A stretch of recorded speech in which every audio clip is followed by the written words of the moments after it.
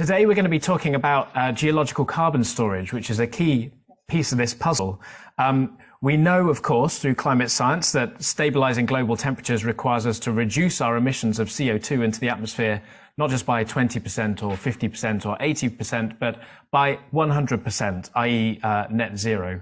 And we also know, of course, that there are many different ways in which we can deliver the services and needs and wants that we have in society for food, energy, materials, and so on, without putting CO2 into the atmosphere, without using CO2. So we can switch away in many ways to renewables, energy efficiency, things like that. But we also know that there's a nub of emissions which are going to be really hard to remove. And this is where the idea of carbon capture and storage has come up as part of the puzzle.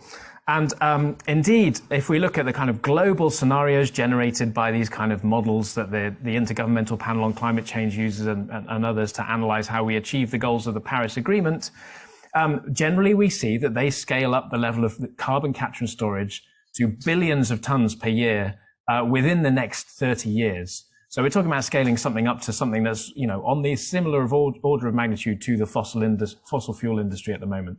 And indeed, if we look more domestically in the UK, the government's independent expert advisors, the Climate Change Committee, have said that CCS, carbon capture and storage, is crucial for achieving our own domestic net zero goal. Despite having said all of that, CCS doesn't often feature quite so much in discussions about climate action, I'd say, in wider public discussion and in the media, for instance. It doesn't share the limelight or even have the same sort of level of warm, fuzzy approval ratings as renewables and other things. Indeed, actually, some people are actively against it. Funnily enough, I was at a carbon capture and storage industry conference in London just last week, and there were protests, both inside and outside, railing against the fact that carbon capture and storage is a failed solution and it's a way of propping up the fossil fuel industry, which we shouldn't be doing.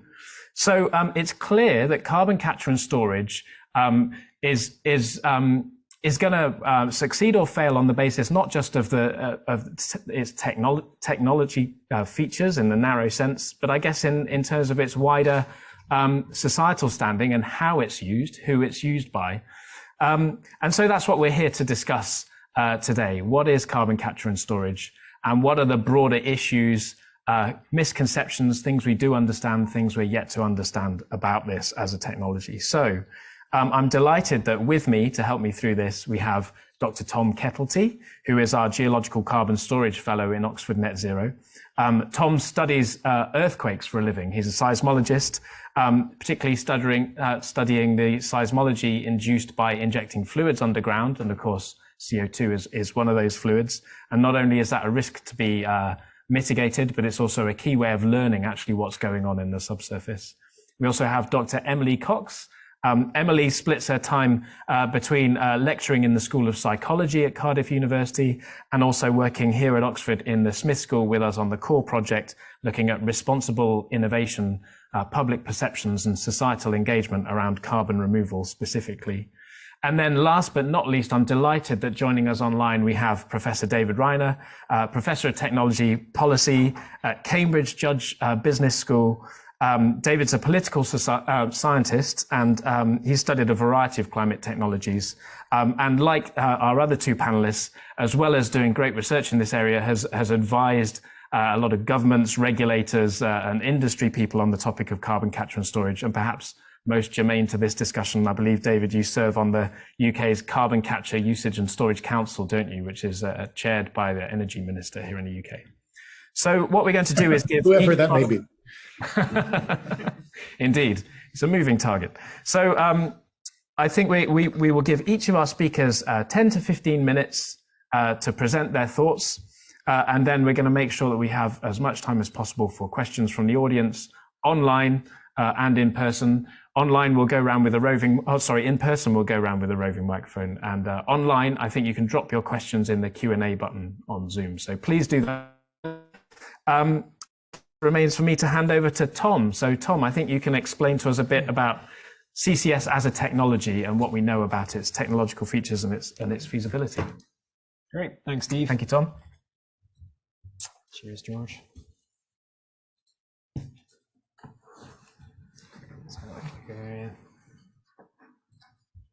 Brilliant. Yeah, so thank you very much for the introduction, Steve. Yeah, so today I'm going to talk about the sort of geological and technological features of CO2 storage, give a brief introduction, sort of reiterate some of the points that Steve said in graphic form, and sort of go through what CO2 storage is, how it works, and then, what we kind of know about it already. So this is what Steve was sort of describing in words a second ago. So this is an average emissions reduction scenario, sort of a generic emissions reduction scenario. And I think, I wanted to just have this up here just at the very beginning, because I think a lot of these conversations about CO2 storage can appear to be, can be a bit misconstrued when we say, oh, how important this is, when really what we need to be doing mainly over the next, to get into net zero by mid-century is reducing emissions by about 80%. But as Steve said, we've got this sort of 20% left over from really hard to abate sources like cement manufacturing, steel production, distributed sources of emissions like aviation, which we really need to figure out something to do with. And so what we need to do is capture the carbon and store it. So how does that work? So first of all, we capture it from some industrial process, be it sort of, power stations or cement manufacturing, as like I said, or steel works, or we can get it from direct air capture facilities, so extracting the CO2 directly from the air. We then compress that into a liquid, which we then transport via pipeline or via ship to our storage location, either onshore or offshore. So in Europe, we're doing this basically entirely offshore, but in North America and in other parts of the world, they're doing it onshore as well. We then, for a conventional, I would call it a geological carbon store, where we're injecting supercritical CO2. So we're not talking so much about mineralization here, but I'm happy to talk about it in the questions. We take the CO2 and we compress it and we heat it until it turns into a supercritical fluid. That is a property of a material where it's about as dense as a liquid, but it flows a lot like a gas. So it's very good to work with in this context. And we inject it into a porous rock at a sufficient depth, so the right pressure and temperature, to keep it in that supercritical state. Now, we think of rocks as being very solid things most of the time, but they behave a lot like sponges, with pore spaces that could be occupied by fluids, and whether that be water sort of at depth, which we would call saline aquifers, salty brines, sort of greater than about or around 1 kilometer depth, or depleted oil and gas fields, so we're talking about gas and oil that is kept in those pore spaces. And we're going to displace that, or we're going to inject CO2 into those kind of formations. But once that CO2 is there, why does it stay there? And so there are four main sort of categories of mechanisms, of trapping mechanisms for CO2. So the first one is sort of structural and stratigraphic. So when you inject it into that porous rock, it is either bounded on the top or the bottom by an impermeable rock, say a shale or something like that, which doesn't allow the buoyancy force of the CO2 to allow it to propagate up vertically. And either the shape of the reservoirs, you can see the sort of different types of shapes you have here of these reservoirs, bound that CO2 at depth. And here on the right is a sort of is a representation of the stratigraphy above CO2 storage project in Canada, where this one was at 3 kilometers depth, where there's sort of you have your porous rock down at 3 kilometers, bounded by a bunch of layers of impermeable rocks that stop it from migrating upwards. The next way that CO2 is trapped is through this process called residual trapping, where as you have their CO2 migrating through the subsurface in a plume in those pore spaces, it gets trapped in the little nooks and crannies, basically between the pore throats and between the little grains of rock. And so as it migrates, it gets trapped in all those pore spaces, and that's the residual or capillary trapping. The next is through a process called dissolution, where the CO2 reacts with the water or the brines or whatever the fluids are that are already present in the reservoir, and dissolves into those fluids. And you can see here a model showing the sort of convective flow of CO2 dissolving into water and accelerating that dissolution process. And so as it dissolves, it gets trapped in the water itself. And then the last way is mineral trapping. So as the CO2 reacts with the rocks itself, it forms minerals which stick to the rock surface, and then that leads to a much more permanent form that keeps the carbon there long term. So these 4 different mechanisms work at different times, and they get, basically the story is that throughout time, the storage security increases, the more and more CO2, the longer the CO2 stays in the subsurface, the longer it will stay there permanently. But when we talk about geologic CO2, I sort of think of them as 4 big questions that we kind of generally answer just from the geology and technology kind of side of things. So is there enough space? Do we know how to do this at all? Will it stay underground, and is it a safe thing to do? So is there enough space? We'll start off with that one. And so here is a map showing saline aquifers and depleted oil and gas reservoirs that have been prospected for CO2 storage capacity. And just from these 13 countries in this widely used global catalogue, there's thousands of gigatons worth of prospective pore space for CO2 storage. That's many times what is required from, the peak of potential storage capacity, which we might hope would be 5 to sort of 10 gigatons a year at maximum. But we obviously need to be careful about where our sources and where our stores of CO2 are, because we want to limit the amount of transportation we have to do in order to not waste energy. But generally speaking, yes, there is enough space in these reservoirs that we're looking at. Do we know how to do it? So since the 1970s, CO2 has been injected at millions of tons per year, mostly for enhanced oil recovery. But that process of capturing the CO2, transporting it to these stores, and then injecting it is actually very well understood because of that experience. Now, since then, dozens of these megaton per year scale CCS projects have been operated. So a lot of them since the mid-90s. And so here we have some examples of projects. So from the North Sea, from North America, from Canada, from Algeria, from Brazil, and then from Australia. And in total, from all of these sort of projects, around 300 megatons has been captured and injected in this way. So, we have quite a lot of industrial experience in a sense of dealing with CO2 and injecting it into the ground. So we do know how to do it, technically speaking. Right now, we've got about 30 projects that are ongoing, equating to about 40 megatons a year. But there are 11 more in construction, which will add another 10 megatons a year. And there's probably another 150 around that in development right now. So probably by the middle of this decade, the end of the decade, we'll be getting to around 250 megatons a year. Now, no, that's a lot less than the 5 gigatons we need in another 15 or 20 years after that. Next question. So will it stay underground?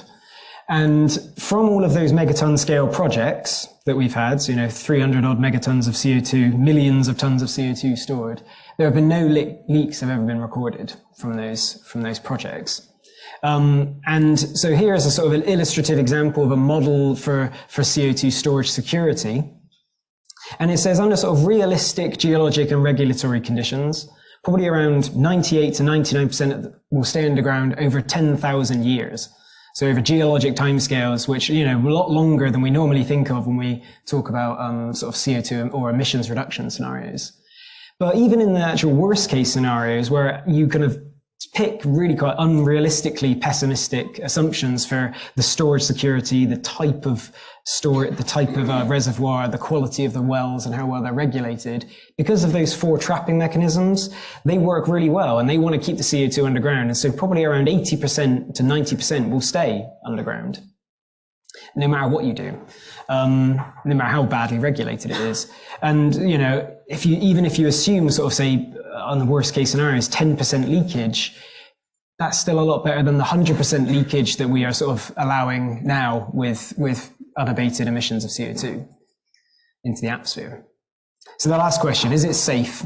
So a lot of experiments have been going on in the last few decades to sort of look at the effects of CO2 on the sort of near subsurface if there were a leak. So here are some schematics from some recent projects. And the effects have been shown to be quite localized and quite limited and quite localized. So, and they can be detected. You could detect these leaks with current technologies, but they do come at a cost. But even these experiments here actually do assume quite a large volume of CO2. In order to observe an effect, they have to put in more CO2 into these sort of bubble systems in the sort of near subsurface than would we ever expect probably from a leaking reservoir at 1 kilometer's depth, say. The other sort of main, maybe environmental risk would be induced seismicity, as Steve mentioned, that I work on, which is earthquakes, small earthquakes generally, that are triggered by fluids being injected into the ground. And again, from those megaton scale projects that we've had, no felt earthquakes, felt at the surface earthquakes ever occurred. But this is an example of where microseismicity, some really small earthquakes, were recorded at a CCS site indicators in North America in Illinois. And so each of these little dots here are small earthquakes that were measured using these advanced, quite advanced and relatively really sensitive instruments that are down at sort of 1,000 meters depth. So, deep boreholes with these seismometers in. And the broader picture from recent work is actually showing that even if these small faults and fractures do pop and crack while you're injecting the CO2, actually it's unlikely that they would form a sort of flow path for leakage, for CO2 leakage, even in some of the worst cases, even for larger faults, because of just the way the geology and the way the faults fail mean that there's quite a lot of uncertainty around that. But generally speaking, it seems to be an unlikely effect that lots of CO2 could escape on these recently activated faults. But by far, probably the biggest risk that induced seismicity poses is this social license.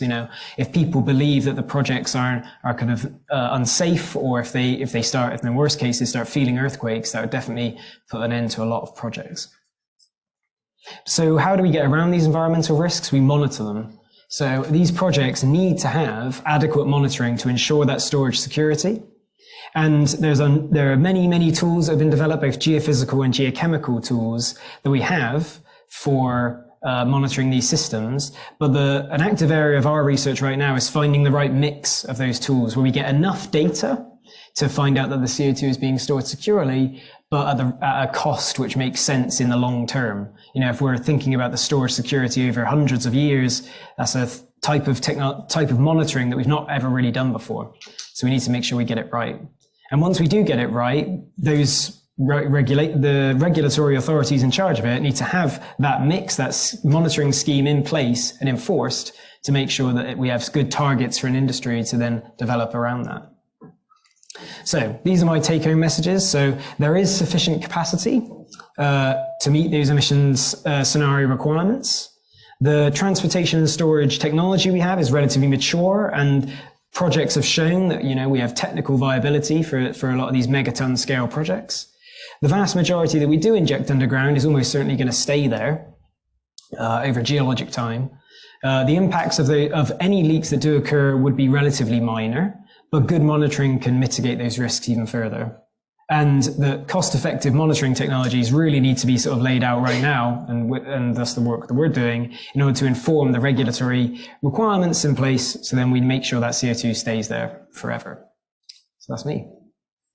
Thank you very much, Tom. So it's a relatively mature technology. There's plenty of space for it. It should be safe and monitorable. It all sounds eminently doable, I guess, but it's not that simple. And Emily, it's over to you to tell us a bit about the public perceptions and public considerations around this. Yeah, great. Thank you. And thank you, Tom, for a great introduction. Let's go back a bit. So my name's Emily. I'm a social scientist working at the UK Greenhouse Gas Removal Hub. And I'm interested in the role of society. I'm particularly interested in this idea of social license or public perceptions, that kind of thing. So apologies for a bit of a wordy slide to start, but I think it's important to understand what we currently know. And in terms of public attitudes towards CO2 storage, we have a really rich evidence base. When we talk to people about carbon capture and storage, actually people tend to focus on the storage component more than the transportation or the capture component. And so what this means is that we know a lot. These papers that I've put down the bottom are just a tiny snapshot of a really, really rich literature. Just a couple of basic things that are worth kind of knowing as underpinning principles. So we know that across a vast majority of technologies, attitudes are determined by a certain number of things. And amongst the most important of these are people's values, people's beliefs, and people's identity. So just keep that in mind as we go through. We also know that what's important is the local context. So this includes things like the history of the area, the culture, how well a technique actually fits with the landscape of that area is also really important. I would argue that currently in the majority of countries and across the majority of publics, we have quite little evidence that they're currently constituting a major barrier to geological storage. I often hear that one of the big problems is public opposition.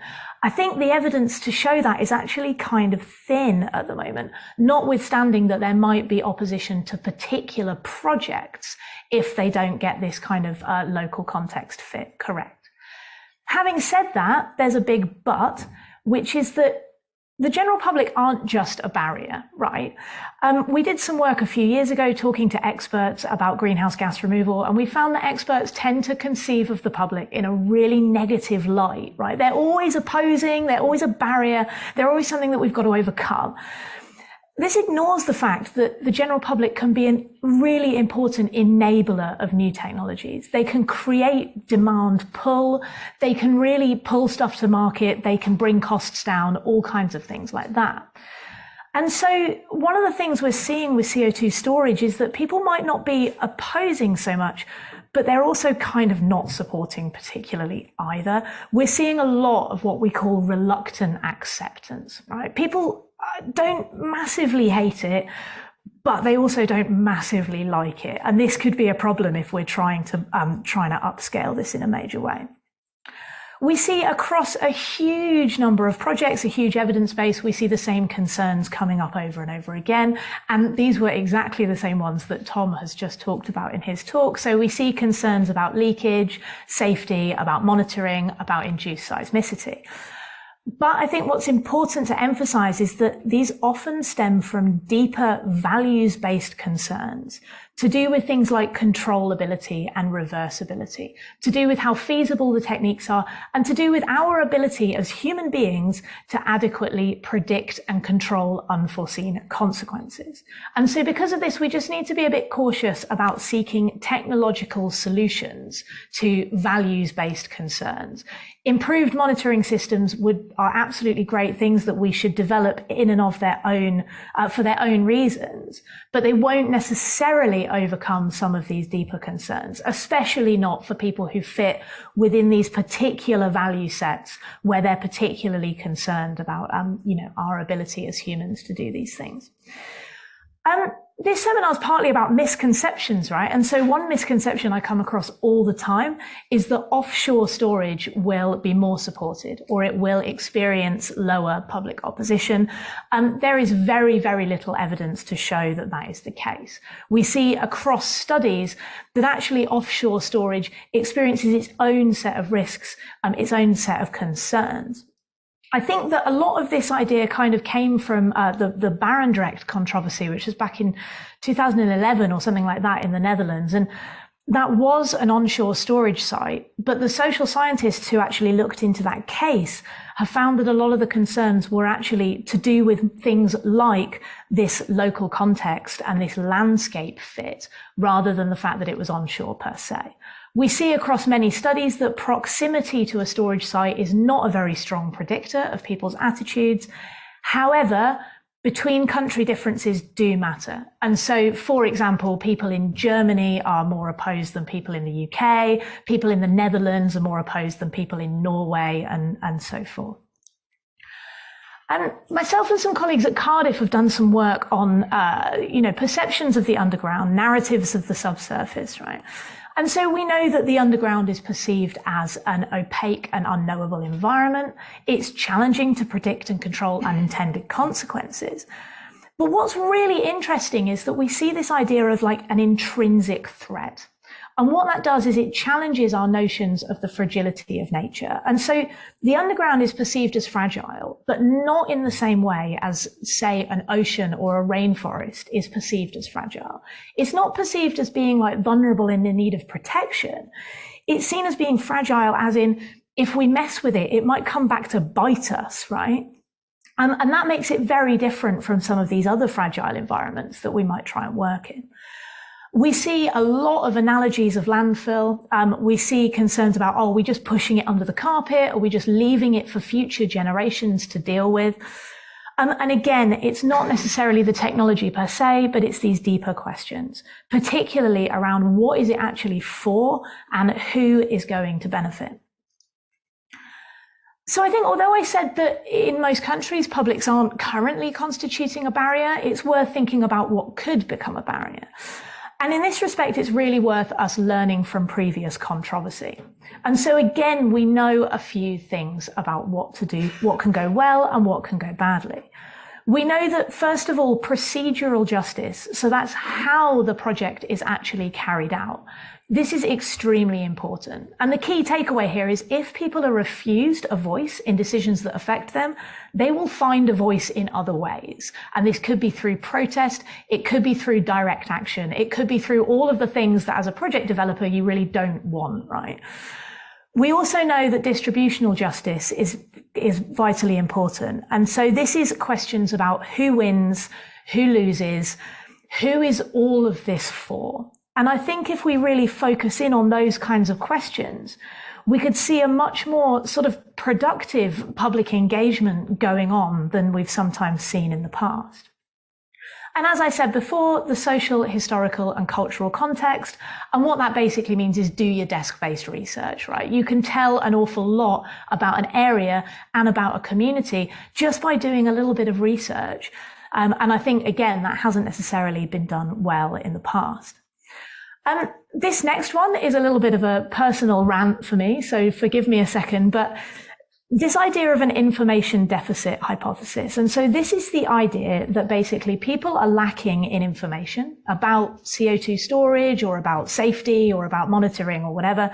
And therefore, if we just communicate the information and if we improve people's awareness and if we do education, then what that'll do is it'll get people to think more like we do. This does not work. It's been shown time and time again to be a completely flawed hypothesis. A lot of the time, giving more information actually increases polarization.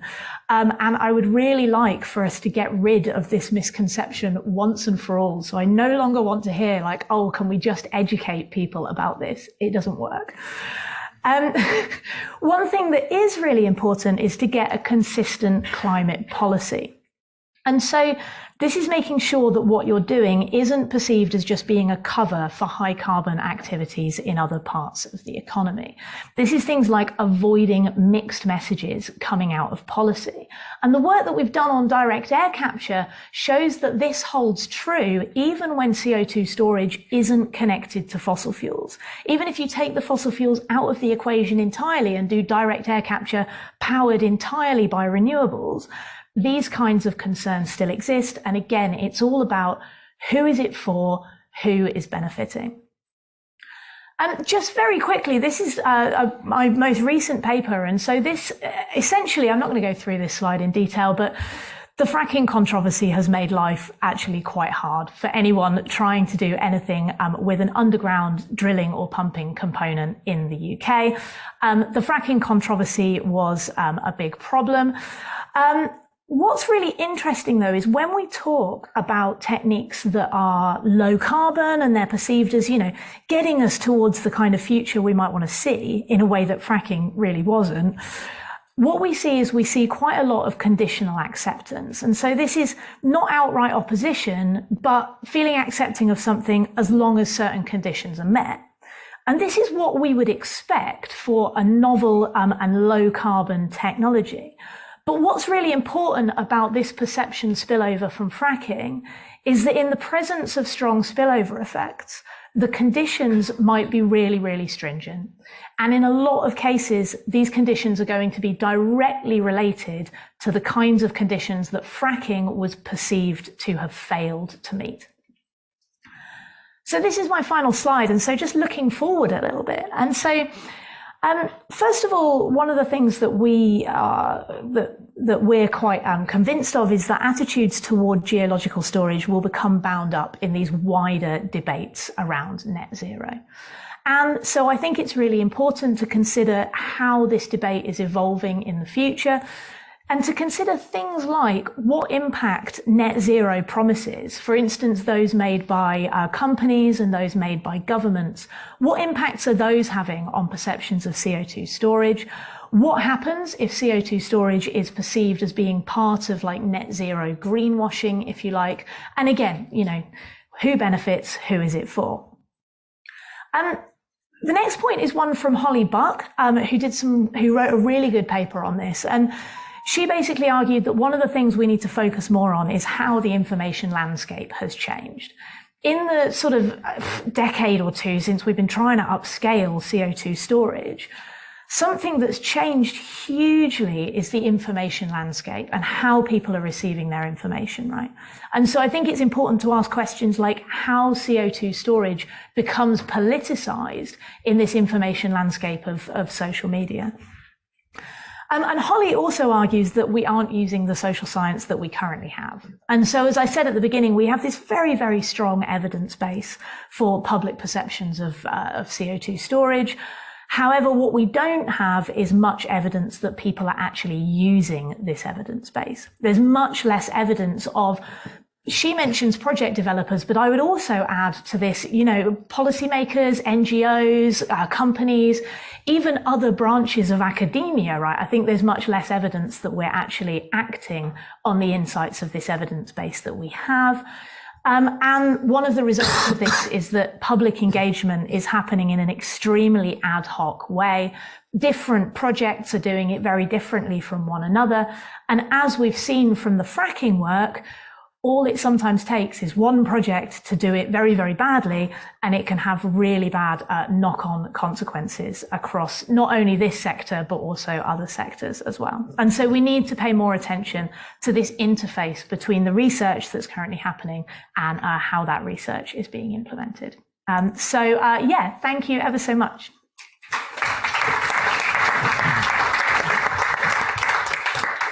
Thank you, Emily. That was a great overview of public perceptions. Excuse me. Got the remnants of a cough, but I did take a COVID test and I'm COVID-free, so you can relax a bit on the front row.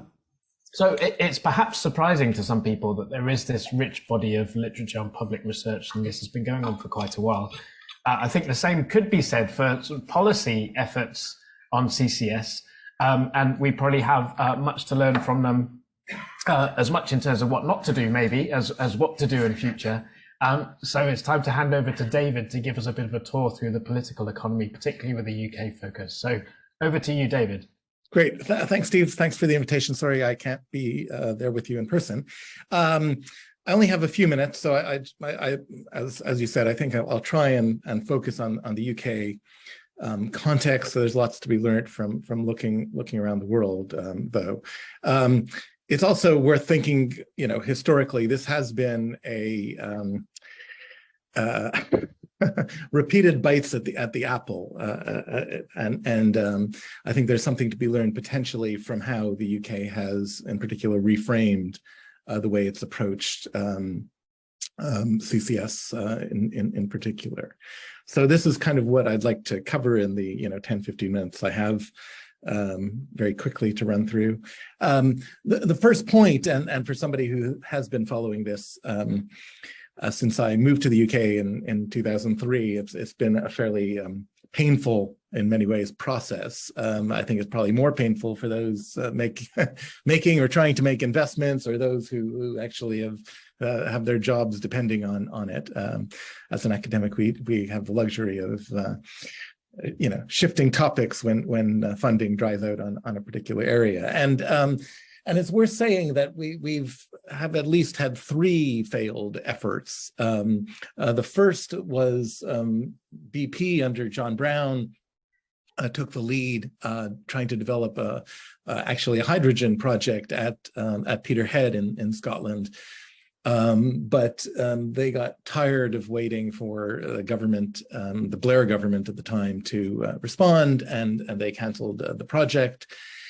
The first proper government competition was when, again, the end of the Blair, beginning of the Brown government set aside £1 billion to have a competition. Its goal was to enlighten the Chinese, and it was focused primarily then on coal and particularly kind of post-combustion capture of coal.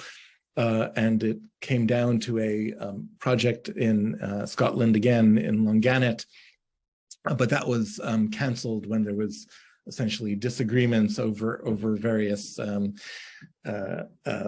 potential potential budget eventualities, and then kind of to ensure that every flavor of government has failed at this. The coalition government then launched a competition in 2012, same £1 billion, with Peterhead, this time in a different guise as a gas plant with CCS, and the White Rose, which was an oxy-fired coal project, the government, if you will, led all these companies up to the point that they were about to award contracts, and then the new majority conservative government in 2015 came in. George Osborne, as Chancellor of the Exchequer, cancelled it just before the funding was to be awarded. I go through some of these gory details in this piece from 2016. So an obvious question, and I think it relates in part to Emily's presentation, is, well, why was it so easy for government to get away with doing this? Part of that has to do with kind of low levels of public salience, but also I think political salience. There was very little political price to be paid for these cancellations, and I think there were some quite genuine, legitimate questions as to why government should be supporting these projects. If it's to decarbonize power, then there are lots of attractive alternatives to decarbonizing power, notably renewables, but then you also have nuclear champions and so on. If you're going to support a decarbonization project, why should that be going to very profitable oil and gas companies? And I think even from in a technical sense, I think they did quite a poor job of justifying the wider benefits from these projects on say learning grounds or cost reduction grounds. And so, faced with this kind of in early 2016, it was kind of quite a bad period, if you want, 2016, 2017, and we actually did some some work in Scotland in that period, and we went up to Peterhead with a bit of trepidation, thinking, oh well, people in Peterhead are going to be quite annoyed that they, it's a fairly down at heel community that got a £1 billion project taken away from them. And, to our surprise, virtually nobody in Peterhead had even heard of the project. So it just speaks to just the, from a politician's perspective, quite sensible logic of why not save £1 billion if nobody, not even the local community that would have benefited, is aware of the project. And so the UK government, led by Bayes, undertook this kind of effort to reboot the UK policy, UK effort in this area, and I, along with a number of others, are part of this cost challenge task force over a couple of years between sort of 2017 and 2018. And interestingly, it sort of ended up focusing not so much on power, but on industrial decarbonization. And that sort of goes against what I think many economists, many of us would have necessarily expected. It's in some ways, it should be easier to target power than industry. Some, it's often viewed as one of the harder to decarbonize sectors. Many areas are quite difficult to electrify. There are no easy technical solutions for a lot of these particular sectors. And I think the biggest concern is probably over international competitiveness, concerns that if we are going to be, increasing the costs of producing chemicals or cement or steel, then it can easily go abroad, and we've seen this kind of problem of carbon leakage. And so instead of producing the steel in the UK, we'll end up just simply importing high CO2, CO2 intensive steel from China or India or Turkey or wherever. So that's kind of one of the, I think, big question marks or big surprises in terms of this reboot. But I think there were some kind of attractive reasons to focus on industrial decarbonization.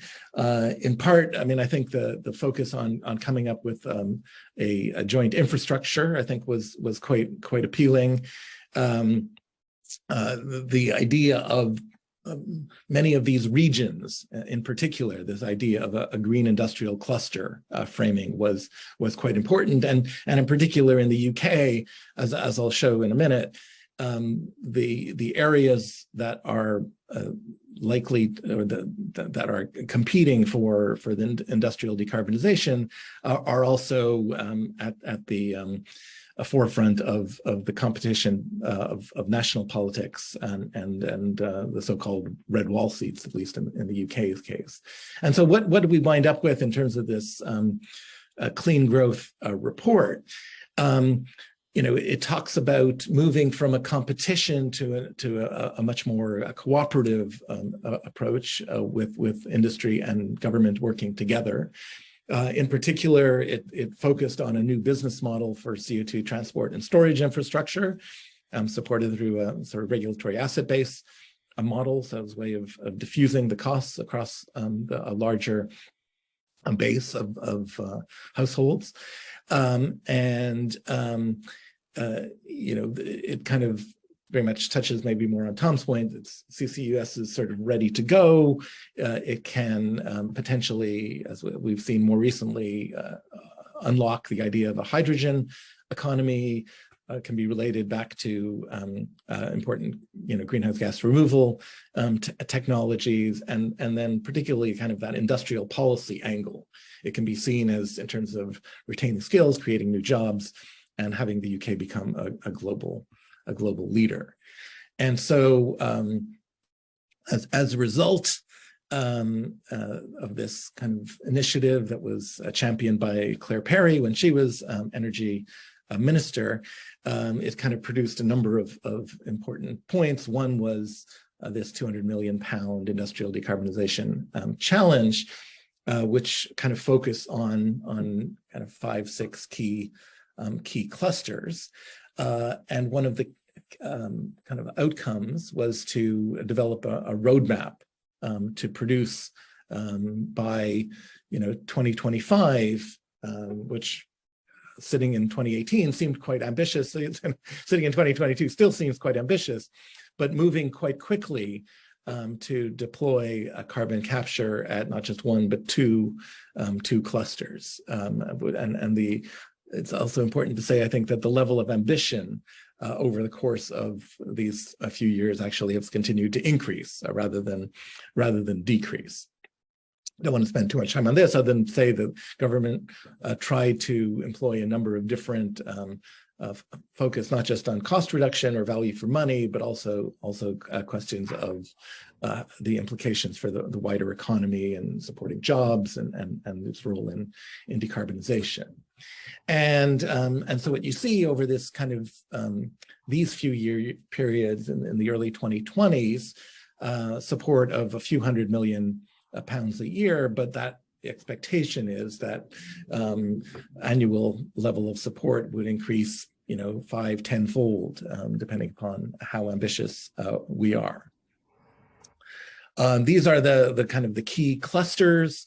They already had a prioritization process where they had a cluster sequencing process where the 3 key clusters, Humberside, Teesside, and Merseyside, are on track 1, and Grangemouth, the Scottish cluster, Acorn cluster, is seen as the kind of the reserve or the kind of 4th cluster. The idea, particularly on the East Coast, is that you would have infrastructure, joint infrastructure together.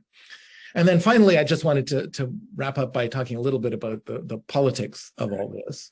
And if you look at these kind of key red wall seats that determined the fate of the 2019 election and Boris Johnson's then great victory in 2019, you see kind of this big shift, notably in kind of in the middle, so in kind of the Humberside area, but also in places like South Wales and Teesside.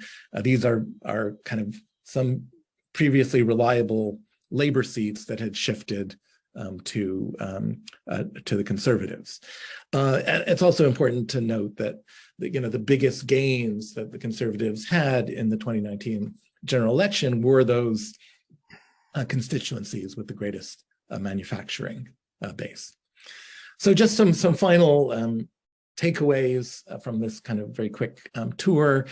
Again, in my view, one of the key successes of the last 5 years was moving away from this narrowed focus on power, CCS, and reframing it more in terms of industrial clusters. I think there's some interesting lessons that other countries might think about in terms of focusing on industrial decarbonization, or at least framing it more broadly in terms of their industrial policy or political economy. I think the Dutch have probably done best along these lines.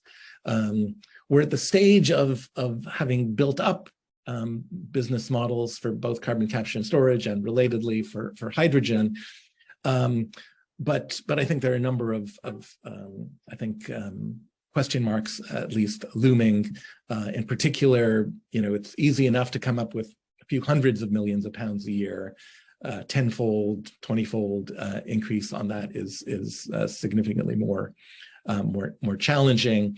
And I think the final point I'd leave you with is, just because you've seen in those areas strong support for doing something about industrial clusters, doesn't necessarily mean that those will be the same people or same groups that will also care about doing something about the climate. Okay, I'll leave it there. Thanks.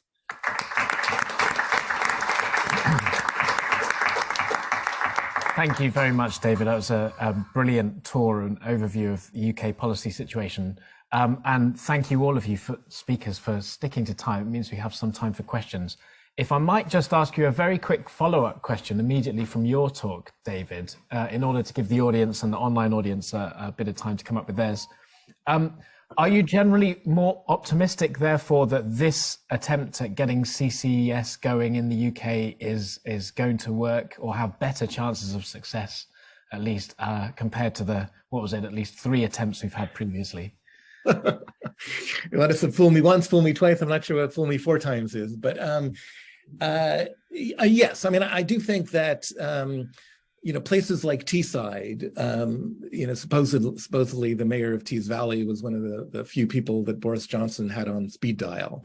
So these sorts of people are very important. These areas will be important if Labour is to win the next election, and so I think you would expect there to be a fairly robust support for the kind of cluster idea. I mean, in many ways, kind of the regional development is more of a Labour idea.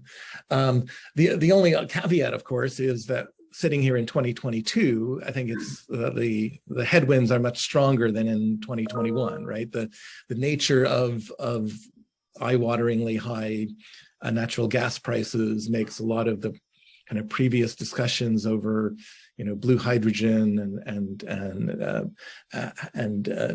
relying significantly on CCS or gas with CCS, more problematic than the discussion would have been, 10 months ago. Great, thank you. What I'm going to do is take a couple of questions from the audience here in person. I'll take 2, and if you would like to raise a hand, if you have one, and then wait for the microphone to come to you, then please do. There's one hand at the back there, and then there's another one down on the right here, Miles. So yes, Heather, if you don't mind, sorry, you've got to walk to get round to the right. We'll take both the questions, and then we will put those to the panelists. So if you start at the back, please, Heather. Yep. Hi, I'm just wondering about the cost implications of CCS. I haven't heard much about that, so if you could comment on that.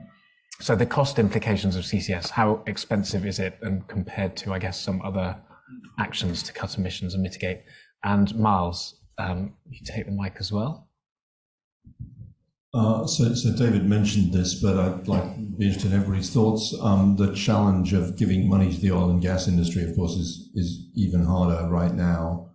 I mean, in 2015, it was proposed to make the oil and gas industry pay for it, but that's never attracted any interest whatsoever from anybody. Why not? There's a question on costs, and then there's a question, I guess, about allocation of costs, or is there a different way of doing it? I wonder whether either Tom or David would like to take either of those first. Tom, do you want to go?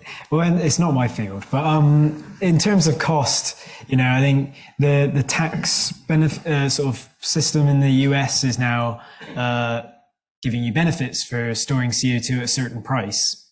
And so we can sort of use that as sort of a reflection of, how much it probably is it economic to develop a project if you get $250 a ton to store $250 to store a ton of CO2. And I think from the sort of stuff that we've been doing in Oxford Net Zero, I think it's sort of showing that actually the price per kilowatt hour for gas on that would be far, far less than the sort of a massive inflation we've seen in the last 6 months.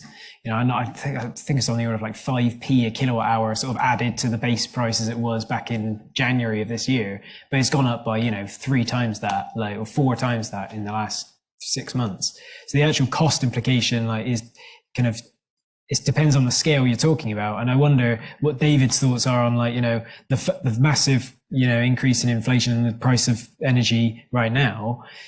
Actually relating to the actual costs to per ton of CO2 or per kilowatt hour for energy or per pence at the litre at the pump. Actually, how much is that? Does it look a lot less now than when we compare it to what's happened in the last 6 months? So, David, you did mention this. You sort of mentioned the 500 million and the 1 billion amounts. Maybe you can put those into some kind of context for us, and maybe if you've got any thoughts on Miles's idea, stick an obligation on the fossil fuel companies to get this done. So, I mean, we are talking about many billions that it would cost to get these projects up and running. Again, the U.S. has many advantages in terms of its ability to use its tax code and also to use enhanced oil recovery and so on in a way that wouldn't be happening in the UK context. I think it is important to say that as we move towards an increasingly renewable system, we do want to have at least some amount of flexible firm power on the system, and having unabated gas is not desirable. So having gas with CCS has always been seen as quite attractive. So it's expensive, but arguably it's providing higher value contribution to a renewable heavy system. So, one of the big challenges, and I think one of the positive things, is kind of focusing on getting the government to support the transport and storage infrastructure, because then it's just a matter of each individual project, whether it's a cement plant or whatever it is, to then decide on its own the economics of proceeding with carbon capture and storage, or carbon capture, whereas previously that whole question of having to figure out how to sort out the transport and storage part was just really quite challenging. It's kind of too many moving parts. On Miles's point, I mean, I was always struck when Liz Truss kind of refused to, kind of unilaterally disarmed by saying, well, we're not going to impose any sort of windfall tax on the oil and gas industry, whereas actually it struck me that's a great opportunity to get the exactly what Miles is talking about, to say, okay, well, we won't impose a windfall tax, but why don't you just cover the costs of the BP Teesside project, for example, or Shell doing a project somewhere else. you could easily have imagined, or you could still imagine that sort of negotiation happening.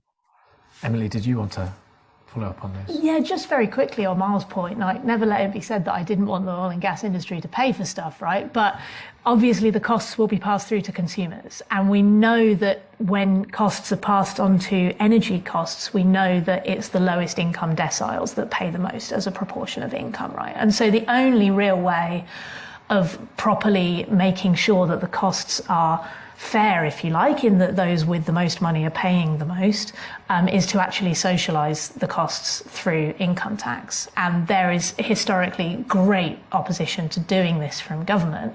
I feel like that's probably because when the costs are socialised in that way, it's the Treasury that has to cover them rather than the individual departments, right? And the Treasury doesn't want to do that. But we know that that's the only way of making sure that the poorest in society pay the least. I'm sure there's more we can discuss on that. I'm going to go. There's a paper on. Let's pick that up later.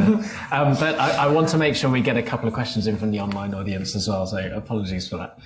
But good news for the online audience. We've got a couple of questions I'll just pick up briefly in the time we've got left. One is about, given the wider concerns about CCS, is it sensible to define a set of principles for legitimate use? And I know, David, you had a slide about government principles, so maybe you could talk about the extent to which you think they tally, but I'll pass that over to Emily first to comment on that. And the other one I will pick up very quickly is just, you talked about storage locations, Tom, and the extent to which they match up or not with sources, because given that that's an important thing to get transport right. But Emily, have you got any thoughts on principles for legitimate CCS? Absolutely. I mean, Oxford has a strong tradition of principles for responsible things, right? So yeah, absolutely. I think that's a great idea. I think this moral hazard question is one that the question said, you know, making sure that it's only done as a last resort. Now, of course, the issue with that is timescales, in that if we wanted a viable CCS industry, we needed to start about 10 years ago rather than leaving it as a last resort. And so I think focusing on hard to decarbonize sectors is a really good way forward. I think the industrial clusters idea is probably a good one in that respect. But I think we can't just wait until we've run out of other options and then hope that we can develop CCS. And so one way of doing this is to separate the targets, right? And so we have one set of, we decide, rather than thinking, right, how much can we reduce and then what's left over, we start looking from the other direction, right? So what are our residuals?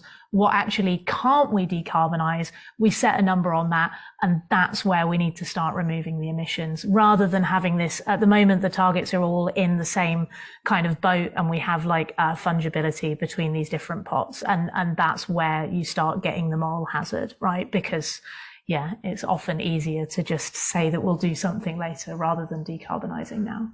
David, very briefly, your thoughts on the principles and the government's principles in this, and maybe if you want to comment on kind of the extent to which the sources align to the storage sites as well. I mean, it's really hard to come up with a clear set of principles in the sense that every individual facility will have a number of different options. We're also living in a very different cost environment. So the kind of options that, you know, probably some facilities wouldn't necessarily have imagined thinking about a year ago, all of a sudden they are starting to think about these things now. You know, I think, you know, I showed those different government principles, but I think the danger is sometimes it's not clear how you operationalize those. So I you know, if it could be operationalized, that's fine. But I think the challenge is, and I think the nature of CCS is that it actually is quite bespoke. And so if you're a steel plant or a chemicals plant, cement plant, it all means, you know, it gets quite down into the weeds. And so I think it is maybe a bit more challenging to figure out how to elevate those to particular principles. Tom, maybe a brief comment. You showed the lovely map of the storage sites and it looked like they're nicely spread around the world. Does that map onto to where we actually need to be capturing CO2 from? Yeah, like you say, there's a lot of potential storage sites, but you know, as David sort of suggests there about this other point, is, you kind of get into the weeds of particular localities. So for the industrial clusters, right, we're developing, given the sort of the Humberside cluster in the UK, that tens of megatons a year of CO2 emissions, but there's only one storage site being developed right now for that. So obviously that you won't be able to store tens of megatons a year in a single storage site. So generally speaking, no, there's not a ton of joined up thinking right now, as in developing the scale of ambition we need to in order to match exactly the emissions we're trying to offset. The UK is a good example of that. But I think there is enough space there. You just need to incentivize the capture and the storage, and try and expand the amount of storage capacity you have and the infrastructure you need in order to meet that capacity of the capture. People are looking at shipping CO2, of course. There's European-wide projects, but then again, there's one project off the coast of Norway isn't going to solve the entirety of Europe's emissions. Sadly, we're at time. I'm sure there's plenty more questions. I want to do a very quick and very unscientific straw poll, if I may, before we go. So I'm going to ask you to raise your hands. If you're online, just raise your hand in the comfort of your own home and imagine that everyone else is voting with you. Let's do this, as I said, very unscientific. Given all the nuances and caveats, Jen, I'm going to gloss straight over those and allow you to vote with your own internal set of values and narratives on this. If the government was to announce that it is proceeding with the first one or two storage clusters in the UK, would you be supportive or not supportive? So hands up if you'd be supportive with that. Okay, so for those online, that's quite a few hands in the room. Who would not be supportive of that? Don't be shy. There's a couple of hands. The main majority in the room supportive of that. I'm going to ask you another question, which is about how realistic you think that is. So the government has this target for a couple of clusters. Was it before 2030, David? Sort of middle of the 2020s? Yeah. So who thinks that is likely to happen? Okay, we've got a few hands up. Who thinks that's unlikely to happen? So a slight majority, yes, perhaps having seen past experience. So for those of you online, that was a majority supportive of it, but also a majority, slightly less majority, but still a clear majority thinking it's unlikely to happen. So plenty more thinking and work to be done. But all we have to do now, I'm afraid, is thank you very much to Tom and Emily and David, our speakers, for a really illuminating session. So thank you.